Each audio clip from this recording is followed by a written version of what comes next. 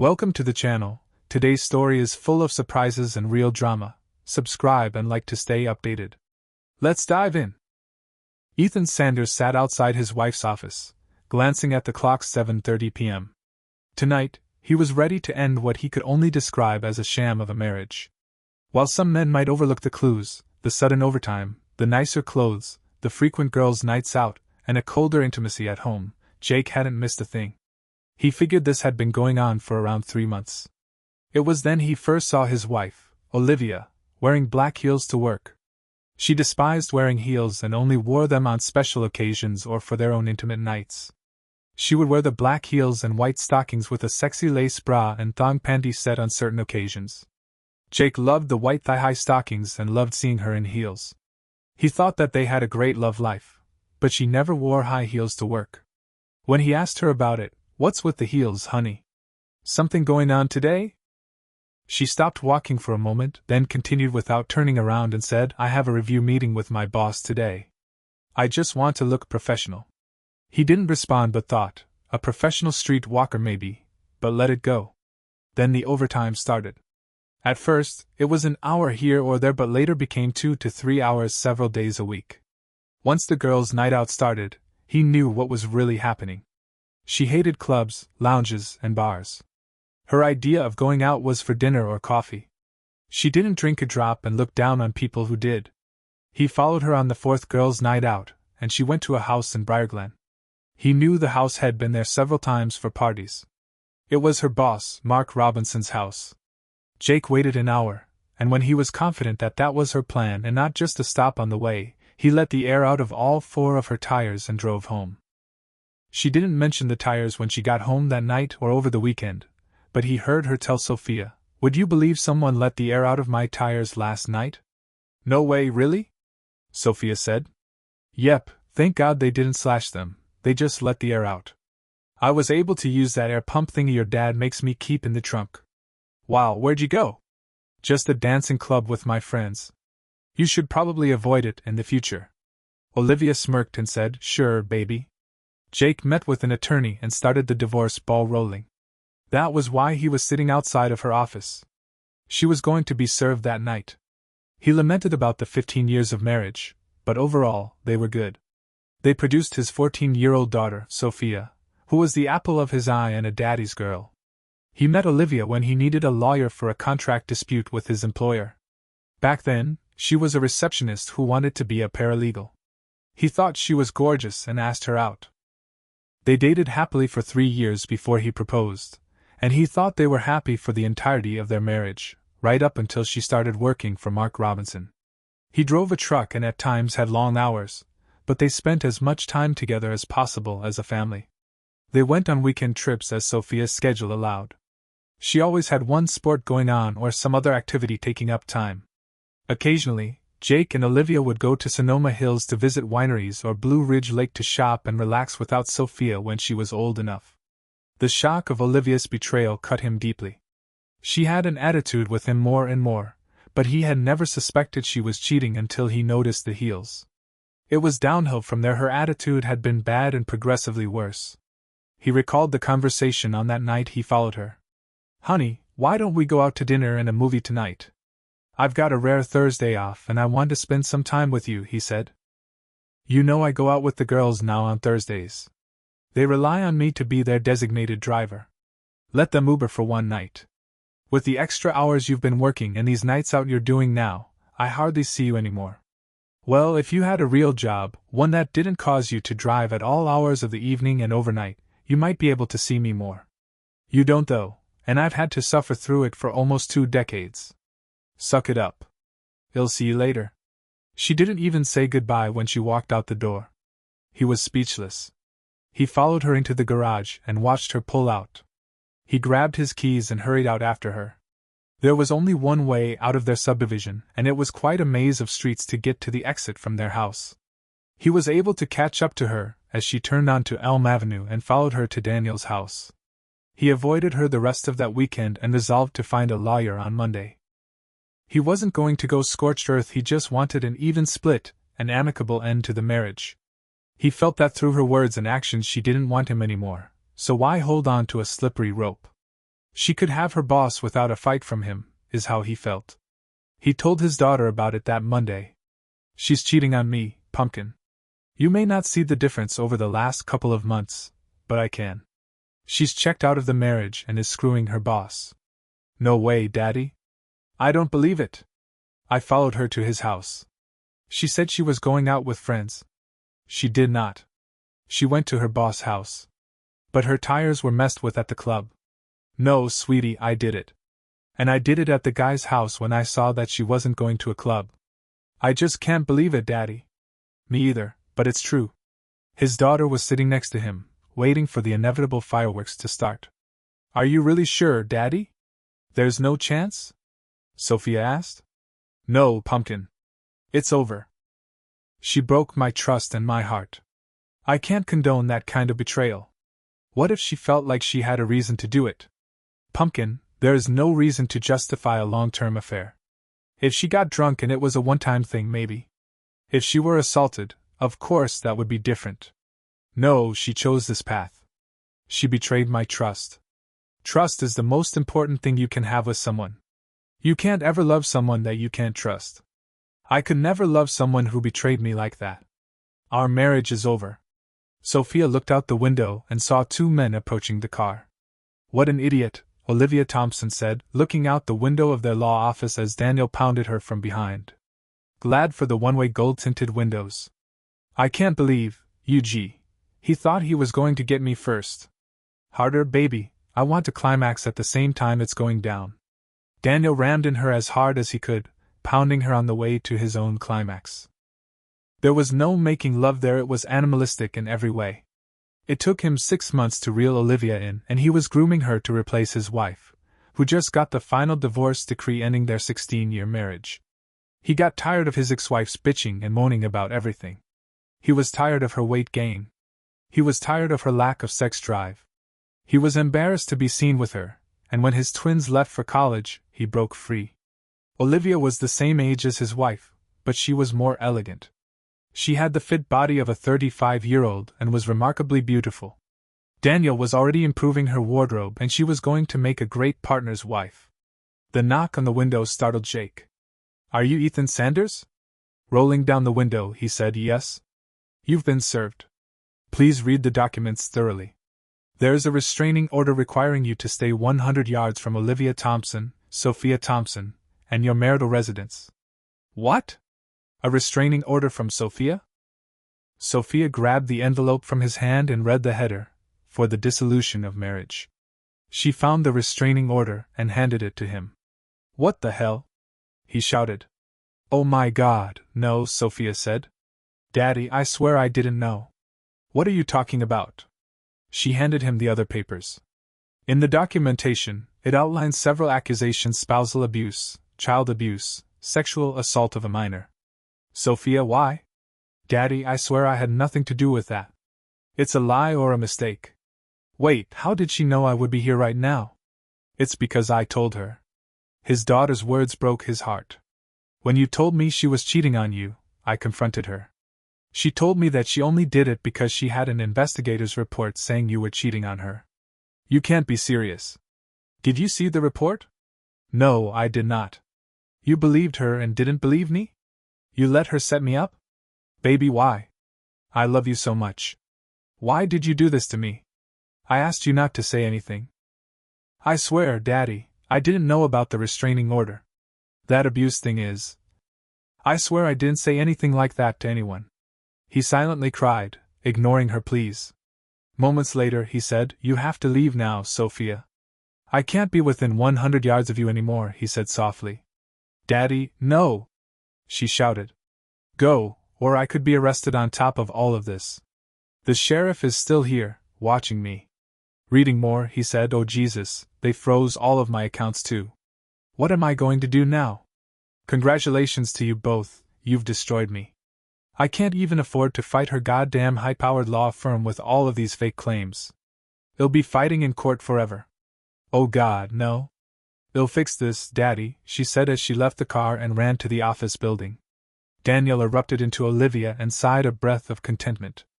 That was great, lover, she said. I just wish I had binoculars so I could see his face. Daniel was just buckling his belt, and Olivia was smoothing her dress when a screaming Sophia ran into the office. You child abuse? Sexual abuse? What is wrong with you? Sophia screamed. I had to have the advantage, Olivia said. I had to strike first. Now he can't get into the house or have access to my money for a while. Now I have the upper hand on him. He didn't abuse me. I don't know that for sure. You guys are really close, Olivia said with a smirk. Sophia walked up to her and asked, He didn't cheat, did he? Of course not. Who would want him? She said with a laugh. You're a monster, Sophia said as she clenched her fist to punch but instead slapped her mother with all of her strength. Olivia went down to the ground in shock and pain. Daniel laughed and said, Nice hit, kid. Sophia froze, then looked around. She saw bookcases, shelves, and a messy desk. She smiled, looked at Daniel, and swept everything off his desk. You'd better never cross my path again. I can and will do worse, she said and walked out. Sophia, wait. Damn it, Olivia screamed. Daniel said, That little brat is going to pay for this. As she walked out, she passed a man with an envelope in his hand who asked her, Are you Olivia Thompson? In there, she said and stormed off. Both Olivia and Daniel laughed at her being served Jake's petition for divorce. Sophia tried desperately to talk to her father out of fear. He knew he couldn't talk to her, so he didn't answer and cried every time he saw her call. He was afraid Olivia would find out and send the police after him for violating the restraining order. Olivia had already alienated him from all their friends, and only his parents and brother believed his innocence. His sister-in-law wouldn't let him near his niece and nephew just in case it was true. That almost ended her marriage to his brother before George had to tell her the truth.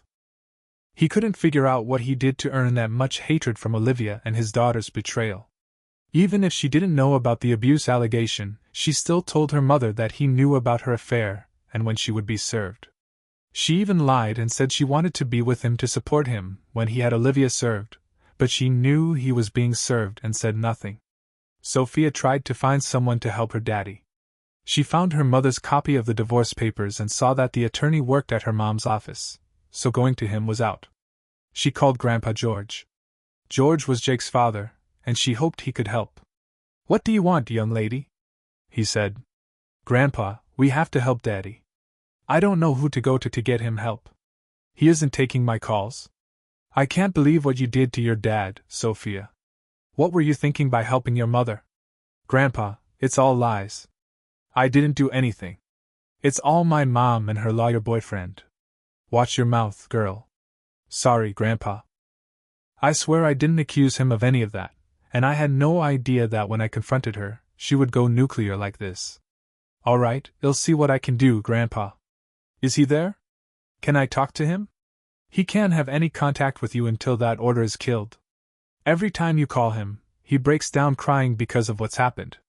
He's afraid your mother will find out he spoke to you and turn him into the police. His lawyer said that there's a court date set up to have a hearing on it coming up, but nothing can be done until then. Sophia, crying herself, said, Grandpa, tell him I love him and miss him. If I see him, I will. Sophia hung up and cried for several minutes. When she was finally composed, she went into her mother's room and started taking her lingerie from the drawers and her newest clothes from the closet and threw them down the stairs. She picked up the big pile, carried it out the front door, and threw it into the middle of the lawn. She laughed when she saw that some of the outfits were so new they had their tags still on them. Screw you, Mother, she said out loud and went to the shed to get the lighter fluid. She doused the clothes with the entire can and used the aim and flame to light it. She noticed that the time was close to when her mother would be home. Sophia smiled as she got an idea. As she pulled into the driveway, Olivia saw Sophia sitting on a lawn chair in the front yard, roasting a marshmallow over a pile of her burning clothes. She screamed and ran out of the car, yelling at Sophia, What the hell are you doing? Have you lost your mind? No, Mother. Imperfectly saying. I've decided to make you pay for my daddy not being able to talk to me. Every day that goes by until I speak to him, I'm going to destroy some more of your stuff. You'd better drop that abuse claim as fast as possible, or more of your stuff goes up in flames. Sophia, there's a court date on Monday. It will not be renewed. It was only for a short time. Don't care, Mother. Until I talk to him, your crap goes up in smoke. Olivia screamed as she went into the house. She called Jake, but of course, he didn't answer, and he deleted the message without listening to it. Moments later, a fire truck and a police car pulled up. One of the neighbors reported the fire. The policeman and one of the firemen walked up to Sophia. "What's all this about, young lady?" the officer asked. "My mom wanted to get rid of some clothes that she grew out of. She told me to do a bonfire with them," Sophia said. "You can't have a bonfire in the front yard." "Is she home?" he asked. "Yes, sir. They'll put it out with a hose if you want." The fireman spoke up and asked, "Did you use anything to light it, or did you just light the clothes?" "A whole can of charcoal lighter fluid," she said.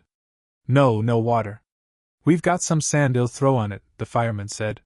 While the fireman dealt with the fire, the police officer rang the doorbell.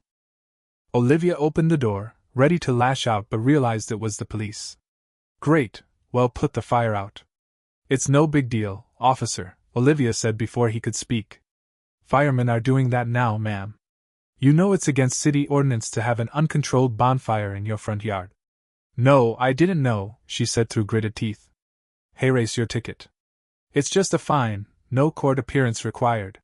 Next time, ma'am, just give them to Goodwill or St. Vincent Delaware Paul. Less fortunate folks could use that stuff." She screamed and closed the door. Olivia's lawyer appeared before the judge at the hearing for the restraining order the next Monday. He didn't fight the appeal of it, knowing it was falsely obtained. It served its purpose, bought time, and ruined Jake's reputation. Jake's lawyer made a motion to file a perjury charge against Olivia. The judge said without definitive proof that the order was filed under false pretenses, there'd be no perjury. "You can open that can of worms in your countersuit in the divorce case, but you know it's grasping at straws." The fact that the restraining order was dropped provided little solace to Jake, who was in a horrible state of depression. His life was falling apart because he couldn't handle the false accusations, frozen assets, cheating wife, and what he felt was the worst part of it all, his daughter's betrayal. He was barely getting by mentally. He took time off of work, drank too much, and was miserable to be around. He went to his house during the day when he knew Olivia and his daughter wouldn't be there. He found that she changed the locks, but he tried his garage door opener, and it worked. Inside the garage, he found all of his belongings. There were several boxes, and his clothes were in trash bags. He noticed that she left him the wedding album and all of the pictures of the happy family that used to be spread around the house. He took those out, piled them in front of the door connected to the house, and pissed on them. He kept in contact with his parents and his brother, but relationships were being strained due to his problems. His parents begged him to see a psychiatrist, but he refused. He felt he didn't need a shrink to tell him that his life sucked and there was nothing he could do about it. Olivia's law firm fought a campaign of war with no mercy. She even told his employer about the restraining order and the accusations of abuse, and Jake was fired for cause. His contract had a morals clause.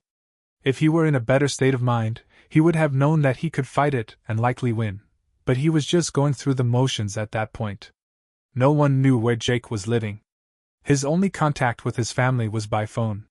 The only time anyone saw him was when he had a mandatory court appearance related to the divorce, and he refused to speak to anyone except his attorney and the judge. Sophia tried to speak to him on those occasions and cried every time he walked past her without looking at her. She thought that he looked like a dead man walking. Olivia was happy with how everything was progressing. She had started resenting Jake months before, as Daniel had turned her against him and had built up over the course of his seduction an almost hatred in her of Jake. After months of legal wrangling, the divorce was declared final. Jake got his share of his assets back. His attorney was able to force the sale of the house, and he kept his truck. He couldn't find a job because of the false rumors about him abusing his daughter traveled around the town. No one cared that he wasn't charged with anything. He decided to move to Houston, where he found work in his field as a truck driver. He put his life's belongings into the back of his pickup truck and was saying goodbye to his parents when Sophia drove up. "Daddy, I'm so sorry. None of this should have happened," she said as she ran up to hug him. He cried and did not return her hug. "You chose your mother over me with no proof. You going to her caused the first domino to fall. I had to have the element of surprise because of that law firm she worked for. I had to be able to file first so she couldn't retaliate. You can see now why.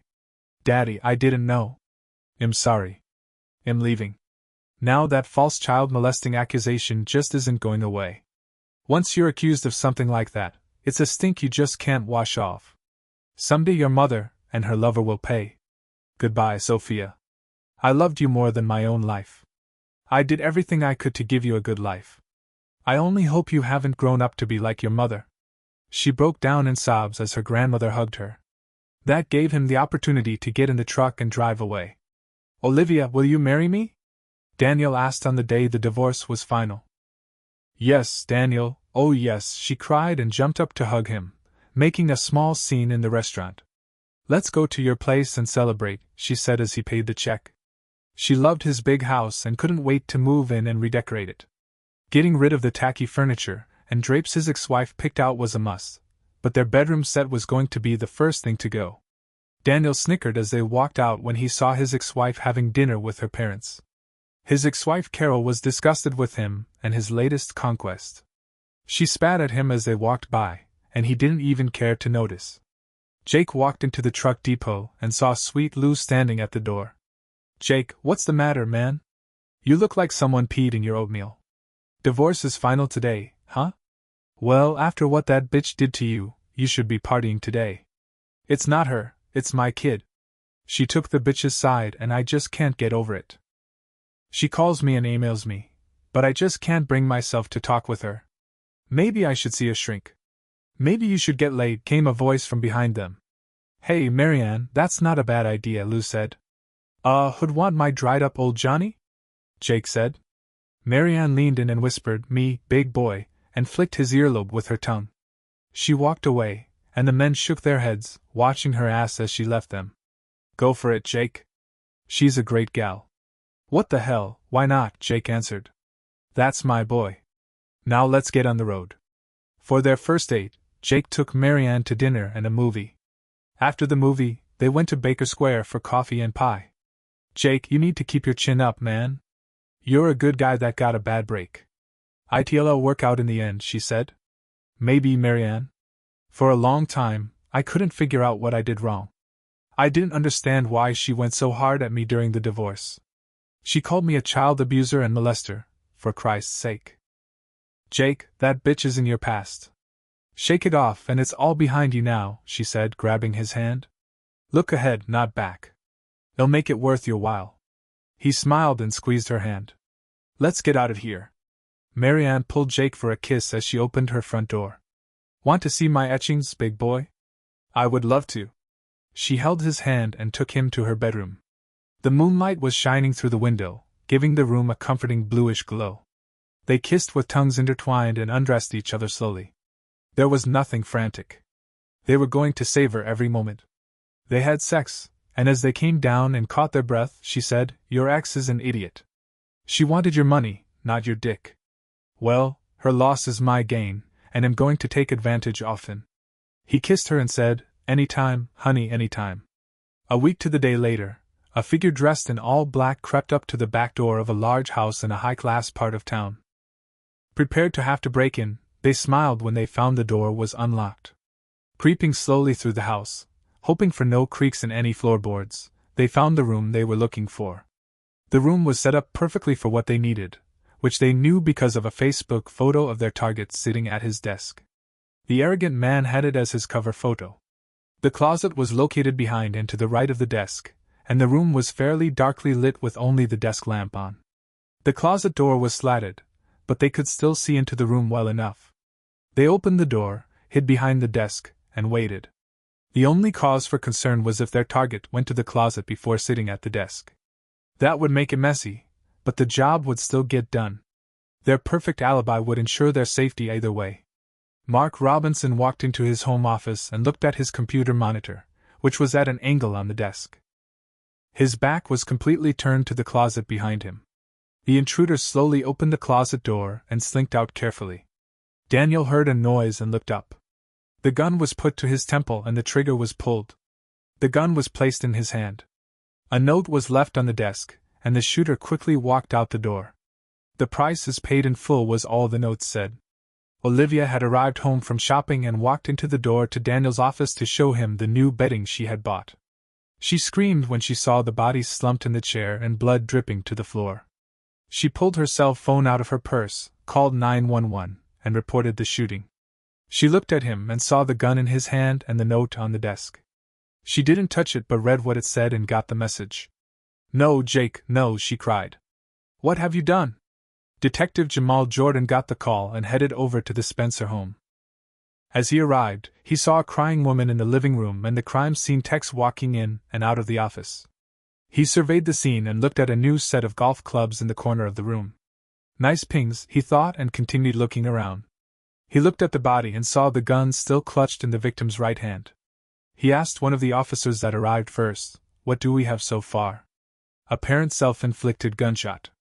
Victim is attorney Mark Robinson, the homeowner. Fiancée is Olivia Thompson. She found the body and made the call to 911. "Is there a note?" "Yes, sir. It's typed and not signed. It only has one sentence. Here you go." He handed him a plastic bag with the note. Detective Jordan frowned and said, "Is the fiancée the blonde in there?" "Yes, sir." "Ma'am, do you have any idea what the note means?" Detective Jordan asked Olivia. "Yes, it means it wasn't suicide. My ex-husband killed him. Daniel hates guns. He didn't own one." "Why do you think your ex did this?" "Because he felt Daniel took me from him." "Did he? Were you seeing the deceased while you were married?" Looking down embarrassed, she said, "For a short time, yes." "Could there be anyone else who may have wanted him dead? He was an attorney, right?" "I guess. His ex-wife was pretty pissed about being dumped. He did corporate law, civil cases, that hardly ever saw a courtroom." "Okay, ma'am, where were you tonight?" "Shopping." "You don't think I did it?" "I don't even know that it wasn't a suicide yet. Could you get your receipts for me, please?" "Okay, detective." Ethan Sanders was visited by Detective Jordan on a sunny Sunday afternoon.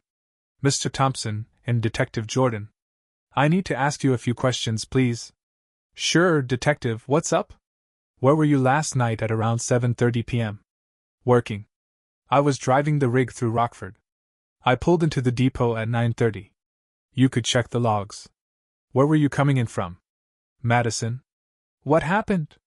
"Mark Robinson was shot last night in an apparent suicide." "Apparent?" "Let's just say there are some inconsistencies."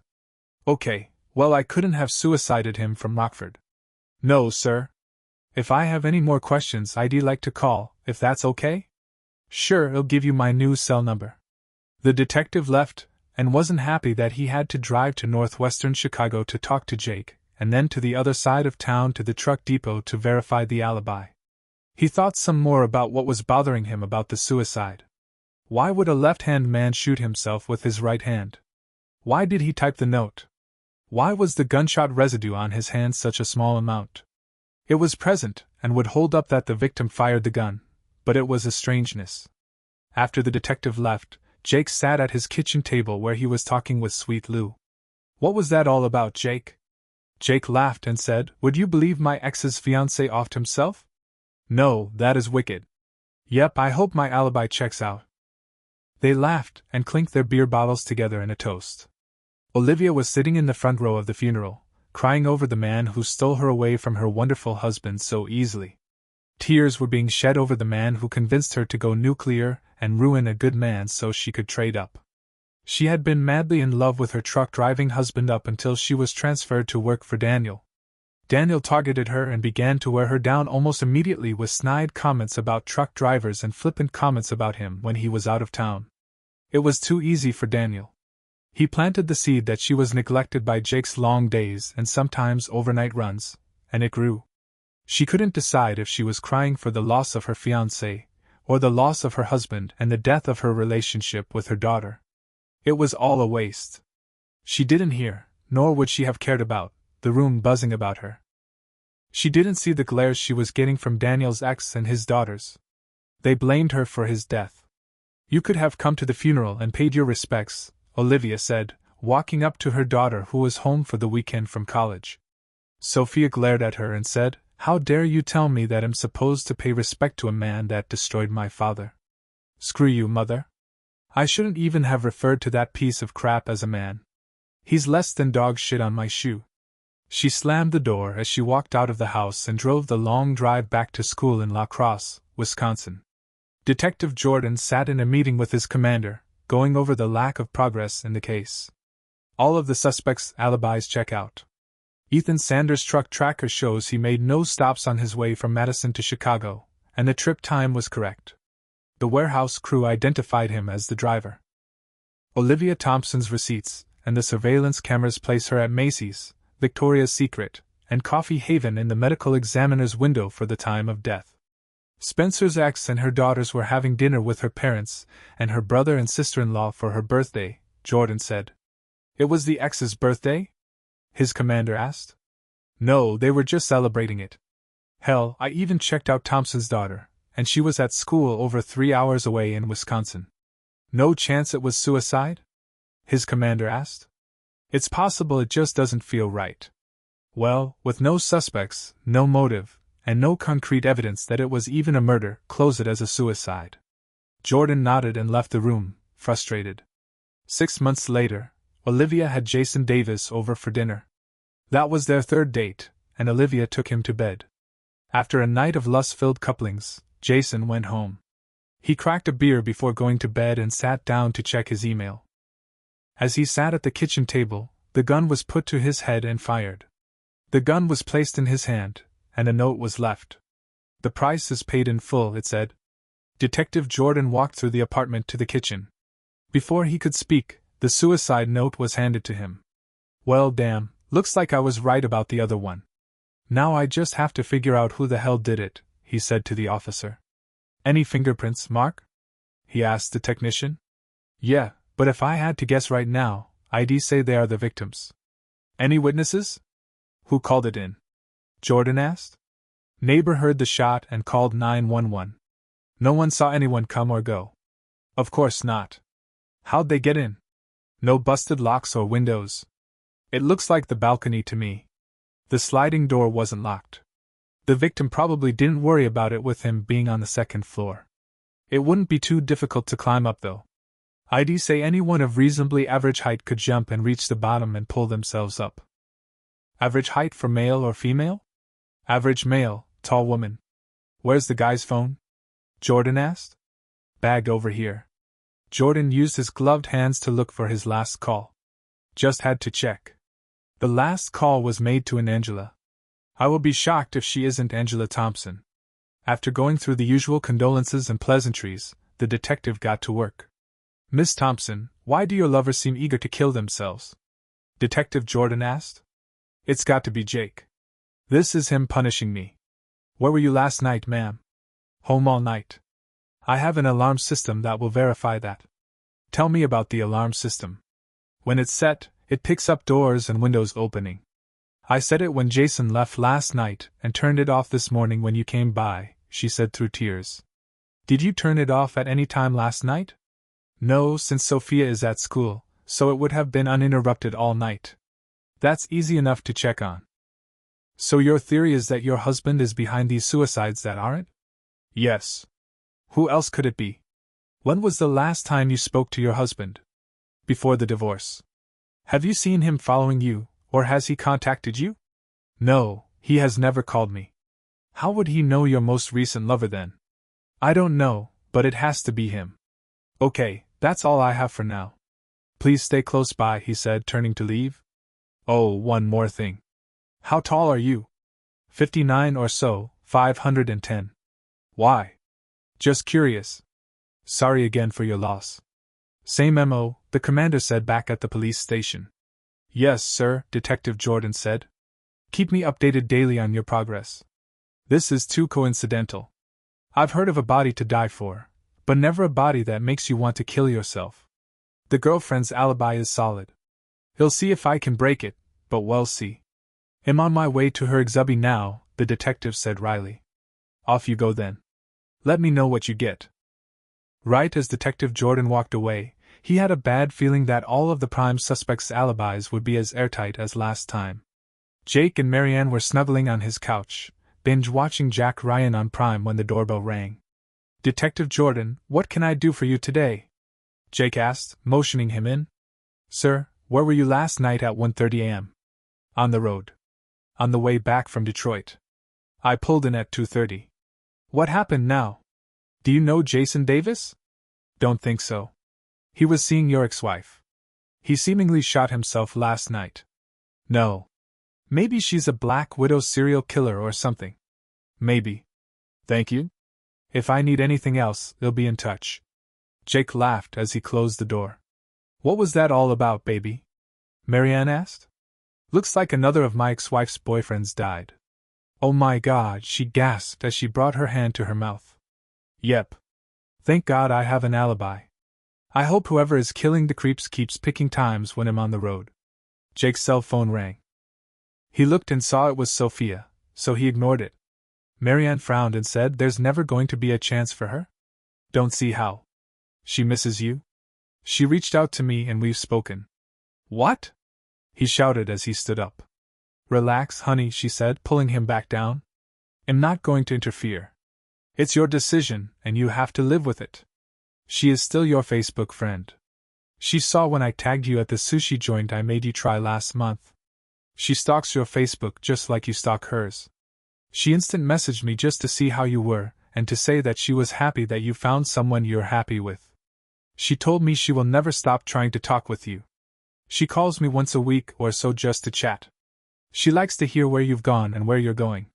She was fascinated that I schedule your runs and have control over your schedule. She said that I can always make sure to have you home when I need you home, and that would help our relationship, unlike with your ex. She always did want to know what cities I saw. We would talk for hours about the places, people, and things I saw on the road ever since she was little.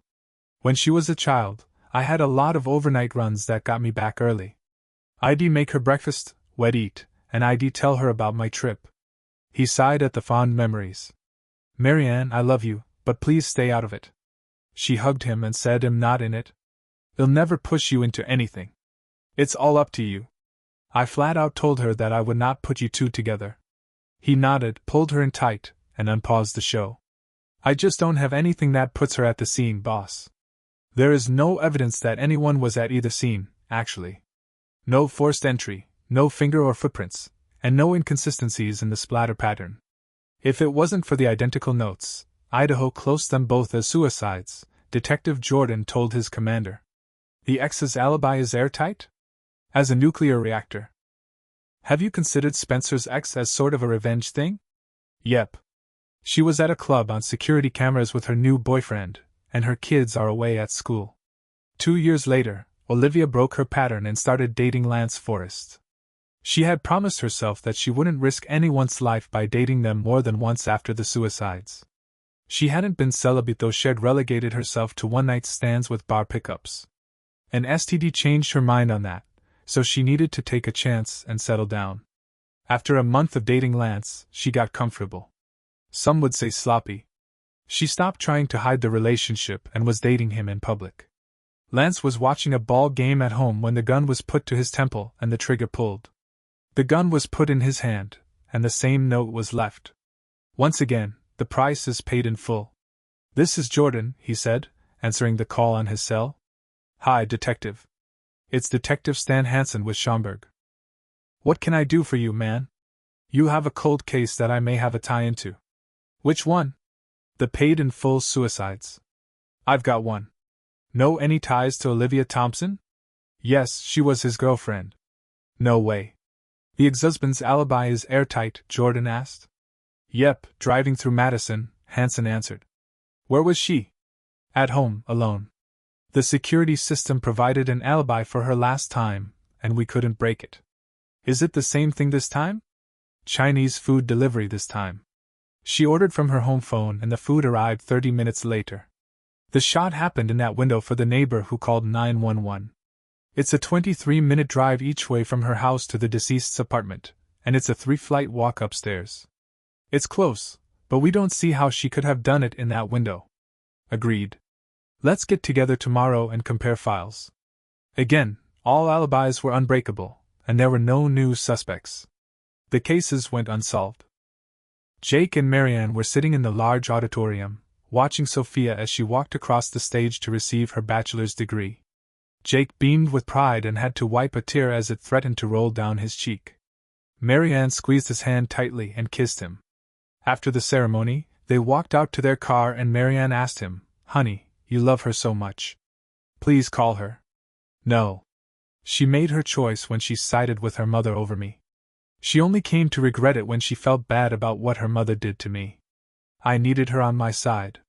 I was in the right, but she didn't believe me and opened the door for her mother to take my life out from under me. Do you know that there are old friends of mine that still believe I molested Sophia and got away with it?" Marianne nodded. "No. She made her choice and we all have to live with it," he finished. Marianne frowned at his stubbornness, grabbed his hand, and said, "Were you this hard-headed before your divorce?" "No, not even close." 5 years later, Olivia and Sophia were sitting in the front row of the funeral home's viewing room. It was a large turnout for Ethan Sanders' wake and funeral procession. Jake succumbed to pancreatic cancer a few weeks after walking Sophia down the aisle at her wedding. He had a few new friends and coworkers that showed, and his small family went, but he didn't rebuild a large network of friends after the divorce. Most of his old friends, neighbors, and coworkers came to pay respect to the good man they used to know and lost touch with over the years. His girlfriend Marianne was there. They never married. She tried very hard not to spit on Olivia for the pain she caused her man. His best friend Lou DeMarco regaled Sophia with stories of her dad's last few years. He filled her heart with stories she would never have known. It was Marianne that finally convinced him to hear Sophia out and make up with her when he was diagnosed as terminal. Had spent years throwing away letters, deleting emails, and ignoring calls. Their reunion was perfectly timed as he and Marianne knew they were his last months. Sophia actually moved her wedding day up, costing her a fortune in fees and rush jobs, but she got her greatest wish: her daddy gave her away. Their tearful reunion and walk down the aisle gave Jake a final peace of mind before he lost his last battle. The last words he spoke were thanking Marianne for giving him Sophia back and apologizing for never marrying her. She understood and never pushed him for marriage. They were happy as they were. At the viewing, Marianne told Sophia how had always missed her and regretted not getting in touch with her years before. Her mother asked about it, so Sophia told her about some of their reconciliation. "He told me that he was at my graduations in the back, away from anyone who would recognize him." "That's true," Marianne confirmed. "I was with him. He said that he followed my career as I moved up the ranks and made detective for Streamwood. He was so proud of you. He saved the clippings from the Herald. You were the youngest ever to make detective there. He loved it when they said you had a knack for criminology, and later when the paper called you a savant of crime scenes, he almost cried," Marianne said. "He said it was because of all of the Columbo and CSI you guys watched together when you were little. He hoped you'd make it to Chicago or some other big city and have bigger cases." Sophia smiled for most of the wake, listening to stories of her dad's life after the divorce. She was happy to finally meet Marianne, who she still had been speaking with on occasion. His new life seemed as good for him as it could have been. He died a happy man. She said a final prayer after the funeral and thanked God he finally found peace. Olivia had been trying to reconnect with Sophia throughout the wake and funeral. She blew it at the luncheon after the service when she made the wrong comment at the worst possible time. They were sitting alone after everyone had left when Olivia said, "Sophia, I have finally found peace." "What are you talking about, Mother? I haven't been able to have a relationship for these last few years in fear that your father would kill them." Sophia couldn't believe her ears. "He was cleared by the police, you worthless bitch. But now you're happy he's gone so you can get laid? You're as big a piece of crap as you ever were. I had hoped you changed, but now I hope you rot in hell." Olivia winced. "You don't understand." Sophia cut her off and said, "The next time I see you, Mother, will be when we are lowering your carcass into the ground. No, Sophia, please understand." Sophia cut her off again, saying, "Goodbye, Mother. Good luck with your sex life." That was the last time she ever spoke to her mother. 10 months later, Olivia was having dinner with her boyfriend, Charlie Harlan, at an expensive steakhouse. "These last 8 months have been so wonderful for me," Charlie said, squeezing her hand. "Me too, Charlie. I wasn't sure I would ever love again, but we found each other. Olivia, I love you. Will you marry me?" Olivia took a deep breath and said, "Yes, yes, I'll marry you." There was a pang of fear in the pit of her stomach. She softened and thought, he's dead. I have nothing to worry about. 1 week later, Charlie was sitting on his back deck thinking about the upcoming wedding and moving Olivia in with him. He took a deep puff of his Cuban Monte Cristo No. 2 and exhaled the smoke as he sighed in contentment. The gun was placed to his temple and the trigger was pulled. The gun was put into his hand, the cigar put into the ashtray, and a note was left tucked under the heavy ash bin on the table. The price is paid in full. Olivia hung up the phone after talking with Detective Jordan, her face wet with tears after the emotional conversation. She went up to her bathroom and grabbed a bottle of sleeping pills. She hadn't needed one for a while but always had them on hand. She walked out to her mailbox, placed an envelope in, and lifted the flag to let the mailman know there was outgoing mail. She laid on her bed and thought of her wedding to Jake, and what a perfect day it was. She thought of Sophia and how proud she was of her career. She thought of family vacations and trips to the park. She regretted ever meeting Mark Robinson and ruining her own life. Finally, she said a prayer that she would see Jake soon. She placed the note on her chest as she fell asleep for the last time. Her note read, "My price is paid in full." Sophia walked in with the mail and a bag of groceries. She set everything down, put her keys on the hook, and kicked her shoes off. Her husband Blake wouldn't be home until almost midnight since he worked second shift as a police officer, so she had the pleasure of a silent house to enjoy. She opened a bottle of California Roots Cabernet and poured a healthy glassful. Taking a drink, she walked over to the pile of mail and saw a letter. Holy shit, she cried out when she read the sender's name, Olivia Thompson. She tore it open and read her mother's last communication to her. Falling into her chair, tears fell from her eyes as she read what her mother's suicide truly meant. "Wow, Mother, wow," she said to the empty house. She picked up her cell phone and made a call. "Jordan, Detective Jordan. This is Sophia Thompson, Jake and Olivia Thompson's daughter." "Hello, young lady. Sorry to hear about your mother's suicide." "Thank you. At least hers saved you some investigating."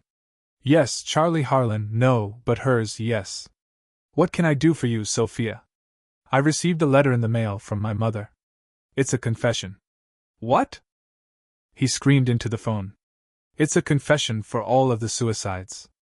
Apparently, she was insane." "I can't believe it. Jesus Christ." "Okay, come and meet me at my station as soon as you can." "On my way." She took the first page and lit it on fire, put it in her fireplace, and made sure it burned completely. The letter read, "My dearest Sophia, am giving you this last gift of my penance. Whether you believe it or not, I love you with all of my heart, and am sorry for all of the pain that I've caused you. It was not intentional, and hurting you and your father was the worst thing I've ever done. I knew it had to be you when Charlie was killed, and I accept my punishment. Am sorry I caused you to punish me in this way, and I hope you can now live the rest of your life without the pain of my betrayal of you and your father. Destroy this page and give page 2 to the police. Page 2 is my confession for them. I take full responsibility and give you the gift of your freedom. It's all my fault, and I can't ever repair your lost years with your dad or the hurt I've caused. So much death, and it has to stop. Maybe this will make it up to you, and you can finally forgive me and be at peace. Please tell my future grandchildren stories of the good times and not of how I destroyed our lives. I pray that you and Blake have a long and happy marriage. Don't ever fall for it when someone tries to take you from him. I love you with all of my heart. Mom. P.S. Please see someone and get yourself the help that you desperately need." On the second page, "Dearest Sophia, by the time you get this, I will already be dead by my own hand. I can't take the guilt any longer. I killed all of those men, my lovers. They all had to pay the price of taking me from your father. I was always his. Maybe now I can join him again. May God forgive me. I will always love you, and am sorry I ruined our lives. Until Daniel, we truly had a perfect family. Mom." Sophia was escorted to Detective Jordan's desk and sat down after exchanging greetings. After he read the letter, he said, "Jesus, Sophia, I'm sorry. Yeah, I just can't believe it. She must have really lost it years ago when I stopped talking to her after what she did to my dad. I can't believe she kept dating just to kill them. God, I just don't get it. It kind of makes sense that it was her for a couple of the murders. Her alibi wasn't great. We just couldn't place her at the scene, and frankly, we didn't have a good enough case. I always felt it was your father or Spencer's ex-wife, but we couldn't break their alibis either. Well, I'm glad it's all over, the murders, her pain, everything. Take care, Detective. You too. Sophia walked out of the police station with a mile-wide smile and shook her head. She stopped as she opened her car door, looked up to the sky, and said, "Thanks, Mom. I hope you do find Daddy wherever you are." And that's the end of this tale of betrayal and redemption. Do you think justice was truly served? Share your thoughts in the comments, and don't forget to like and subscribe for more stories.